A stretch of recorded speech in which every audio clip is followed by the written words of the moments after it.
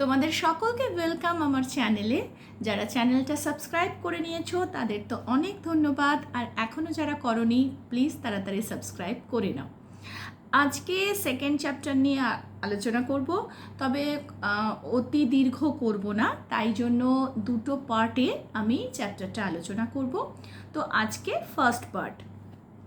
দেখো, 19 শতক, এই 19 শতক ছিল বাংলার শিক্ষা, সাহিত্য, ধর্ম, সংস্কৃতির ইতিহাসে এক যুগ সন্ধিক্ষণ।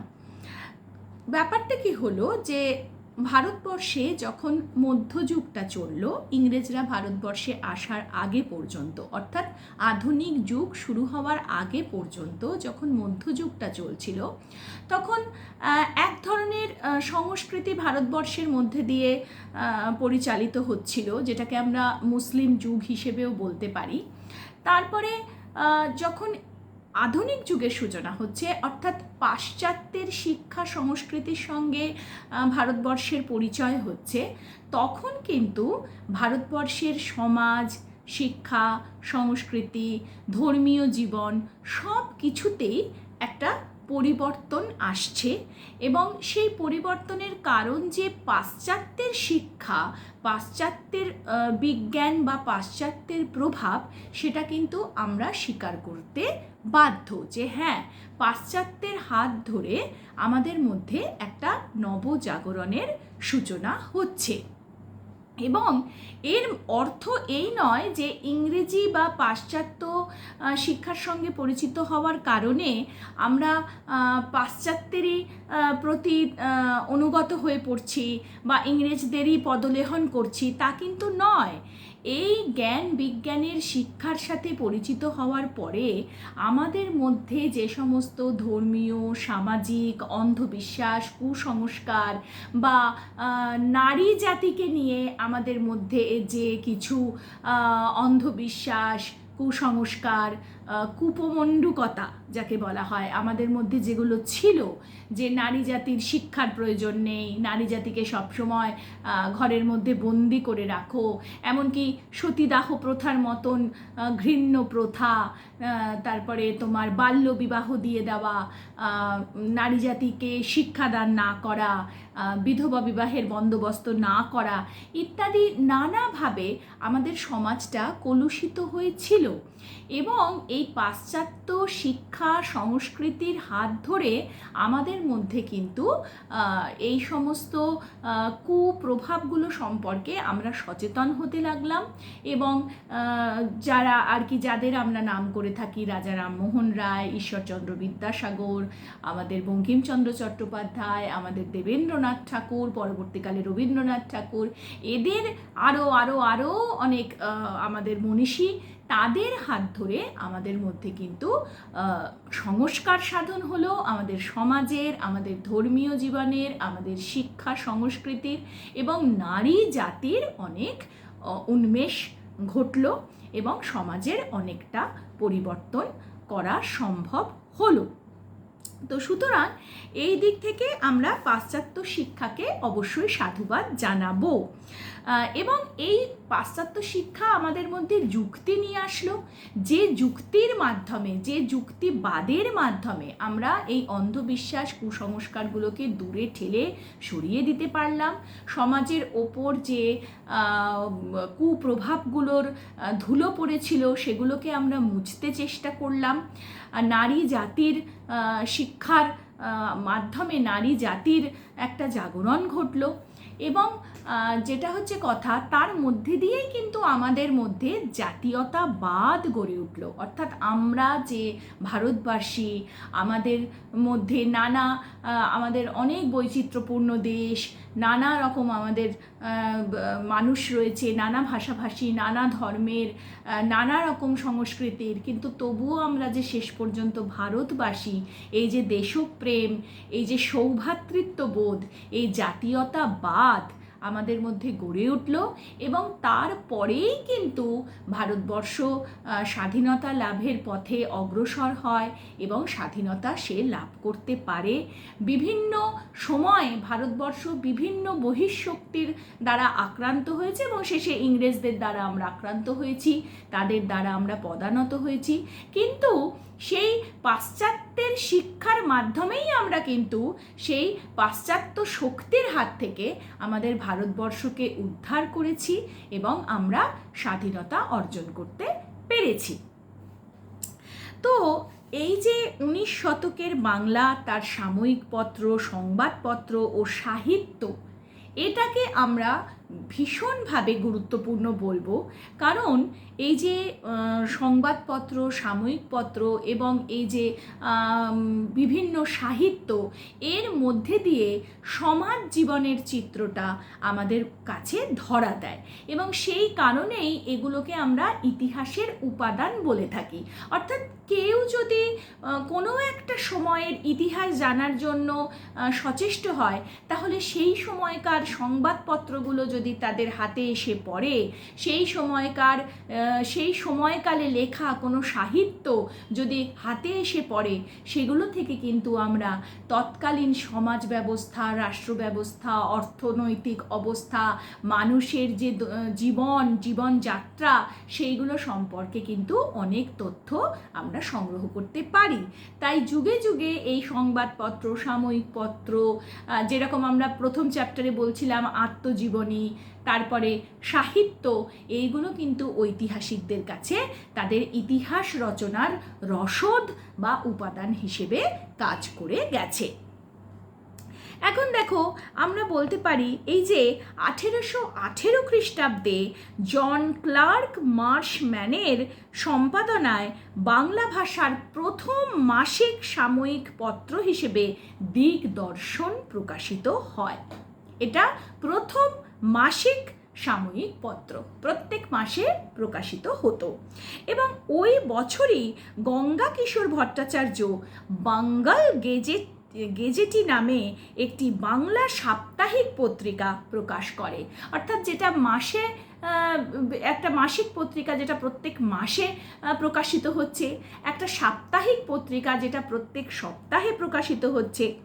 শ্রীরামপুরের ব্যাপটিস্ট মিশনারিদের উদ্যোগে 1818 খ্রিস্টাব্দে প্রকাশিত হয় সমাচার দর্পণ নামে আরেকটি সাপ্তাহিক বাংলা পত্রিকা। এতে হিন্দু সমাজকে আক্রমণ করা শুরু হয়। এই যে আমাদের তৎকালীন হিন্দু সমাজ ব্যবস্থা, সেখানে এই যে জাতপাতের এত বিভেদ, ব্রাহ্মণরা সেই সময় সমাজে নিজেদেরকে তারা একেবারে উচ্চাসনে বসিয়ে রেখেছিলেন এবং অন্যান্য যে জাতের মানুষদেরকে তারা ছোট করতেন এবং এই ব্রাহ্মণরা বিভিন্ন রকমের নিয়ম চালু করেছিলেন, এই যে সতীদাহ প্রথার মতন সমস্ত নিয়ম চালু করেছিলেন নিজেদের স্বার্থসিদ্ধির জন্য। এই বিষয়গুলোকে কিন্তু এই সমাচার দর্পণে আক্রমণ করা হয়েছিল। এছাড়াও 1821 খ্রিস্টাব্দে সংবাদ কৌমুদি, 1822 খ্রিস্টাব্দে মিরাত উল আকবর ও সমাচার চন্দ্রিকা প্রকাশিত হয়েছে।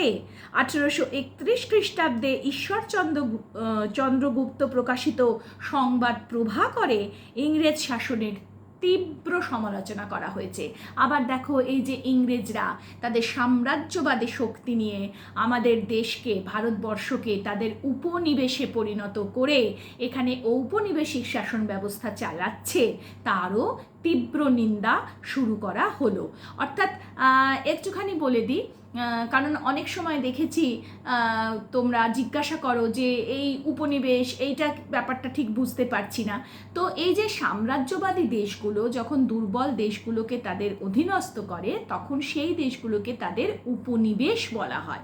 অর্থাৎ ব্রিটিশরা বা ইংরেজরা আমাদের ওপর তাদের অধিকার স্থাপন করেছিল, তাহলে ভারতবর্ষ ইংরেজদের উপনিবেশে পরিণত হলো এবং উপনিবেশে এই দেশগুলো যে শাসন ব্যবস্থা চালু করতো সেগুলোকেই ঔপনিবেশিক শাসন ব্যবস্থা বলা হয়।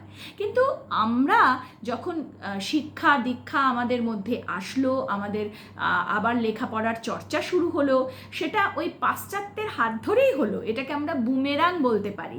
বুমেরাং একটা অস্ত্র যেটা একদিকে ছুঁড়ে দিলে সেটা আবার যে ছুঁড়লো তার দিকেই গিয়ে আক্রমণ করে। তো সেই রকম পাশ্চাত্য শিক্ষায় শিক্ষিত হয়ে আমরা কিন্তু প্রথম ওই পাশ্চাত্যের যে ইংরেজরা আমাদের পদানত করে রেখেছিল তাদের বিরুদ্ধেই আমরা সোচ্চার হলাম। তো ব্রিটিশরা আমাদেরকে পাশ্চাত্যের শিক্ষায় শিক্ষিত করলো, আর সেই ব্রিটিশরাই কিন্তু একদিন আমাদের সেই শিক্ষার মাধ্যমে আমরা ব্রিটিশদের কিন্তু আক্রমণ করতে পারলাম।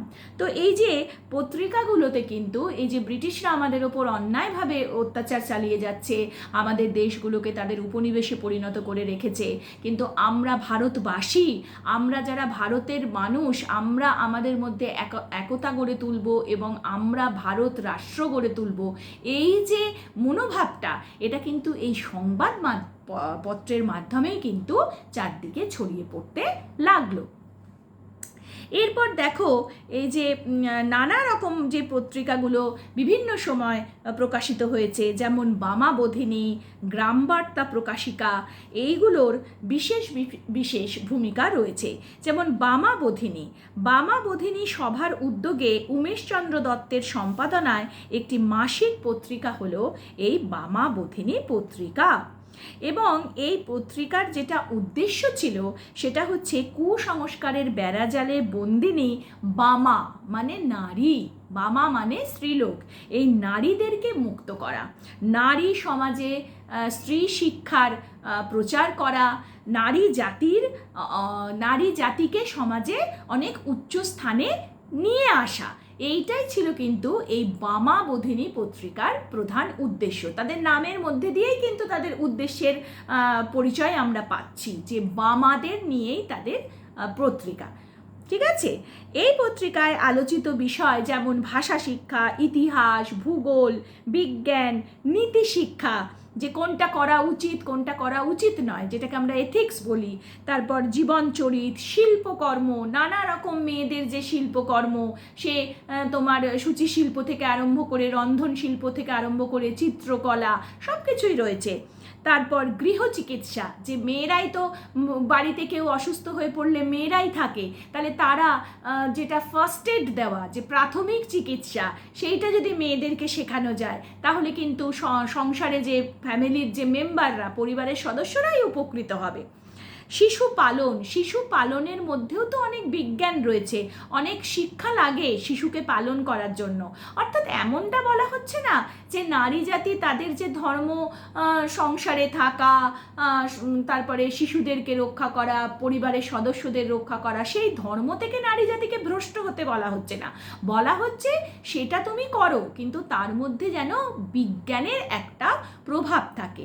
অর্থাৎ তুমি সুশিক্ষিত হয়ে যদি একটা, বিবেকানন্দ বলেছিলেন যে একটা জাতির মেরুদণ্ড মানে নারী জাতি, নারীকে যদি মানে নারীদেরকে শিক্ষাদান করা মানে একটা প্রজন্মকে শিক্ষাদান করা। তো সুতরাং তোমার সেই নারী জাতিকে যদি আমরা মোটামুটি একটা শিক্ষাদান করতে পারি, তাদের মধ্যে একটা জাগরণ আনতে পারি এবং তাদেরকে আমরা রক্ষা করতে পারি, নারী জাতিকে তার স্বাস্থ্য, তার মানসিক বিকাশ যদি আমরা করাতে পারি, তাহলে কিন্তু একটা পরিবারেরই মঙ্গল হবে। 10টা পরিবারের মঙ্গল মানেই একটা সমাজের মঙ্গল, সমাজগুলোর মঙ্গল মানেই একটা দেশের মঙ্গল। এইভাবে এই পত্রিকাতে এই বিষয়গুলো তোমার প্রকাশ করা হতো। আচ্ছা, এই সময় নারীরা যেহেতু ছিল অন্তঃপুরবাসী, অর্থাৎ সবাই এরা অন্দরমহলেই নারীদের জীবন কেটে যেত, তাই নারী শিক্ষার জন্য পাঠ্যক্রম রচনা করেও প্রচার করা হতো। এছাড়া বামাবোধিনী পত্রিকায় বিভিন্ন নারীদের উৎসাহিত করার জন্য ভারতের খ্যাতনামা প্রাচীন বিদুষী মহিলাদের, অর্থাৎ তাদেরকে বলা হতো যে দেখো সেই বৈদিক যুগে গার্গী, মৈত্রেয়ী, লোপামুদ্রা এরা প্রাচীনকালের নারী, তারা কত মহীয়সী ছিল, বিদ্বান ছিল, কত বুদ্ধিমান ছিল, তাহলে তোমরা এই আধুনিক যুগে এসে গেছি যখন আমরা 19 শতকে, তখন কেন তোমরা নারী জাতি এইভাবে পিছিয়ে পড়ে থাকবে বা লাঞ্ছিত হবে? তোমাদের এবার জেগে ওঠার সময় এসেছে। সুতরাং এই বামাবোধিনী পত্রিকা সমাজের উন্নতির জন্য যে কাজ করেছিল, স্ত্রী জাতির উন্নতি কল্পে যে তারা ব্রতী হয়েছিল, তা বলাই বাহুল্য। আচ্ছা, এই পত্রিকাতে বিভিন্ন ধর্মীয় কুসংস্কারের বিরুদ্ধে সোচ্চার হওয়া হয়েছিল। নারীদের বাল্যবিবাহ, পর্দা প্রথা, সতীদাহ প্রথার বিরুদ্ধে এখানে কিন্তু বলা হতো। হ্যাঁ, এবং স্ত্রী ধনের কথা বলা হতো, যে বিবাহকালে বিয়ের সময় নারীরা যে অলংকার, যে সমস্ত সম্পত্তি তাদের পরিবার থেকে তারা পায়, সেগুলো তো যে নারীদেরই অধিকার, সেই কথাও কিন্তু এখানে বলা হয়েছিল। লেখাপড়া শেখা, বাইরে যাতায়াত করা, কেন সে ঘরের মধ্যে চার দেওয়ালের মধ্যে বন্দি হয়ে থাকবে? এই প্রকৃতি, এই পৃথিবী কি নারীর নয়? তাহলে লেখাপড়া শেখা, বাইরে যাতায়াত করা, পোশাক, সুন্দর করে পোশাক পরিধান করা, খাদ্য গ্রহণের যে স্বাধীনতা, এইগুলো নারীকে দেওয়ার কথা এই পত্রিকার মাধ্যমে বলা হলো। এরপর দেখো, আমরা হিন্দু প্যাট্রিয়টের কথা বলে থাকি। হিন্দু প্যাট্রিয়টের মধ্যে বিশেষভাবে দেশপ্রেমের কথা কিন্তু প্রচার করা হয়েছিল। হিন্দু প্যাট্রিয়ট পত্রিকা বলা হয় যে মধুসূদন রায়ের মালিকানায়, গিরিশচন্দ্র ঘোষের সম্পাদনায়, কলকাতার কলাকার স্ট্রিট থেকে এটা প্রথম প্রকাশিত হয়। এটি ছিল ভারতের প্রথম জাতীয়তাবাদী পত্রিকা, অর্থাৎ যে পত্রিকায় প্রথম জাতীয়তাবাদের কথা বলা হচ্ছে, যে ভারতবর্ষকে স্বাধীন হতে হবে, ভারতবর্ষ অন্য কোনো দেশের দ্বারা, ইংরেজদের দ্বারা আর পদানত হয়ে থাকবে না, ভারতবর্ষ নিজের দেশের শাসন ব্যবস্থা নিজে পরিচালনা করবে। এই যে ভারতবাসীর মধ্যে যে দেশপ্রেমের সঞ্চার ঘটানো, সেই কাজ কিন্তু করেছে এই হিন্দু প্যাট্রিয়ট পত্রিকা। এবং এই ইংরেজি, এবং এটা ইংরেজি ভাষায় সাপ্তাহিক পত্রিকাটি প্রতি বৃহস্পতিবার প্রকাশিত হতো। প্রত্যেক সপ্তাহে বৃহস্পতিবার এই পত্রিকাটা মানুষ পেত। এবং এর দ্বিতীয় সম্পাদক ছিলেন হরিশচন্দ্র মুখোপাধ্যায়। তাহলে প্রথম ছিলেন গিরিশচন্দ্র ঘোষ, এবং পরে যিনি ছিলেন তিনি হচ্ছেন হরিশচন্দ্র মুখোপাধ্যায়। তবে বিভিন্ন বইতে এই নামটাকেই বিশেষভাবে হাইলাইট করা হয়। এবং এই হিন্দু প্যাট্রিয়টে যে বলা হতো যে সরকার নিষ্কর জমির ওপর কর ধার্য করেছিল, জমিদাররাও চাষিদের কাছ থেকে অতিরিক্ত রাজস্ব আদায় করত। এইভাবে ঔপনিবেশিক অর্থনৈতিক শোষণের জাঁতাকলে পড়ে গ্রাম বাংলার যে কৃষক সমাজ অত্যন্তভাবে তারা শোষিত হচ্ছে, সেই শোষণের কথা কিন্তু এই পত্রিকায় বলা হয়েছে। এবং সামাজিক কুসংস্কারগুলো নিয়েও এখানেও বলা হতো। এবং এই হিন্দু প্যাট্রিয়টে আমরা দেখেছি যে নীলকর সাহেবদের যে অত্যাচার, নীল চাষিদের ওপর যে অত্যাচার, সেই নিয়েও কিন্তু এটা সোচ্চার হয়েছিল। সাংবাদিক শিশির কুমার ঘোষ MLL ছদ্মনামে গ্রামে গ্রামে ঘুরে নীল চাষিদের দুরবস্থার কাহিনী সংগ্রহ করে তা এই পত্রিকাতে ছাপিয়ে দিতেন। এটি ছিল একমাত্র পত্রিকা যাতে সাঁওতাল বিদ্রোহকে সমর্থন করা হয়েছিল। জমিদারি, মহাজনী শোষণ, ইংরেজ কোম্পানির শোষণ নীতির বিরুদ্ধে এখানে বিরোধিতা করা হয়েছিল। এরপরে দেখো, গ্রাম বার্তা প্রকাশিকা। এই নামের মধ্যে দিয়েই আমরা পাচ্ছি যে এখানে গ্রামের মানুষের জীবনযাত্রা, গ্রামের মানুষের যে সংকট, সেগুলো এখানে বলা হয়েছে।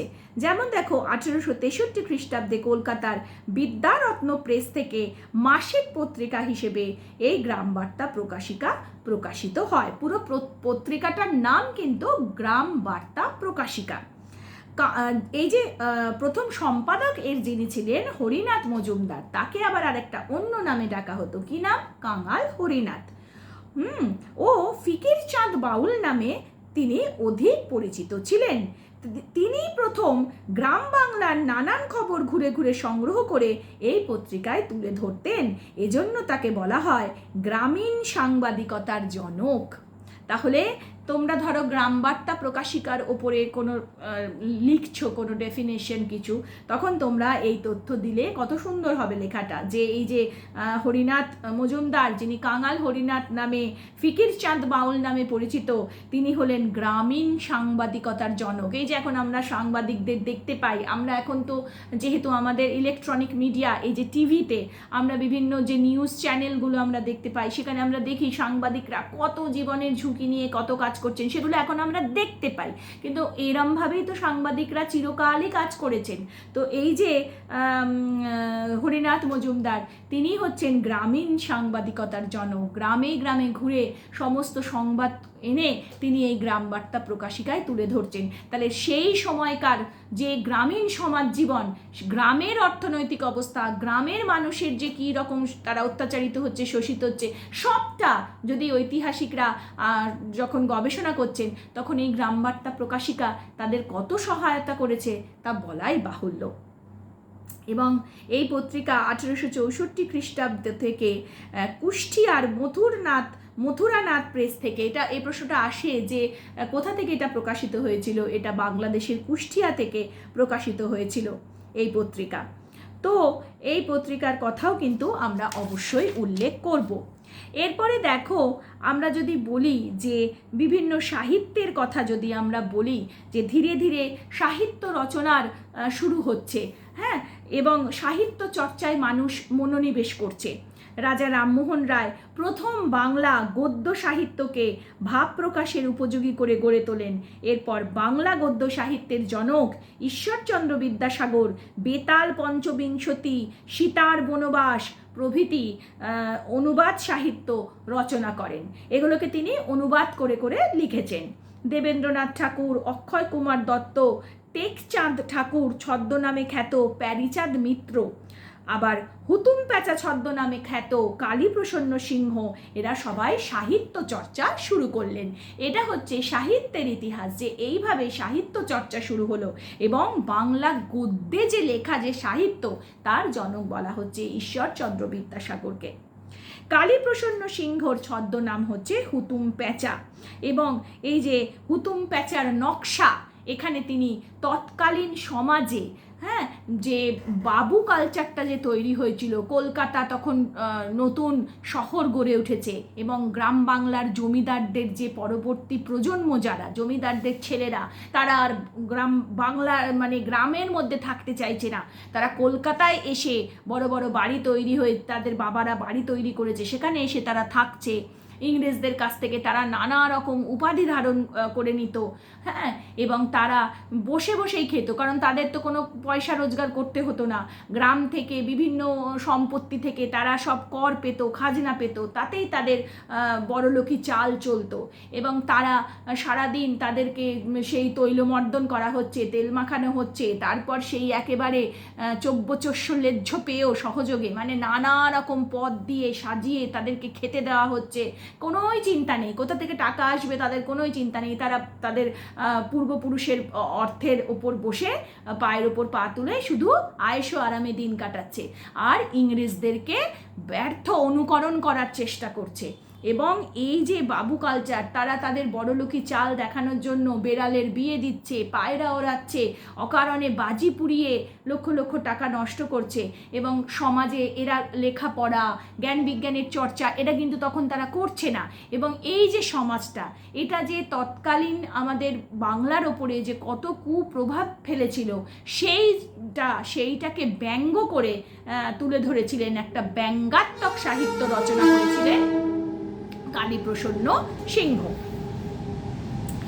এরপরে দেখো, আমরা স্বামী বিবেকানন্দের লেখা কর্মযোগ, জ্ঞানযোগ, রাজযোগ, সে আবার অন্য ধরনের সাহিত্য চর্চা, যেখানে স্বামী বিবেকানন্দ তার গুরু শ্রী রামকৃষ্ণের যে সর্বধর্মের মিলন সমন্বয়ের যে বাণী, সেইগুলোকে তিনি প্রচার করছেন। বেদান্ত যে জ্ঞান স্বামী বিবেকানন্দ লাভ করেছেন, সেইগুলো তিনি তুলে ধরছেন।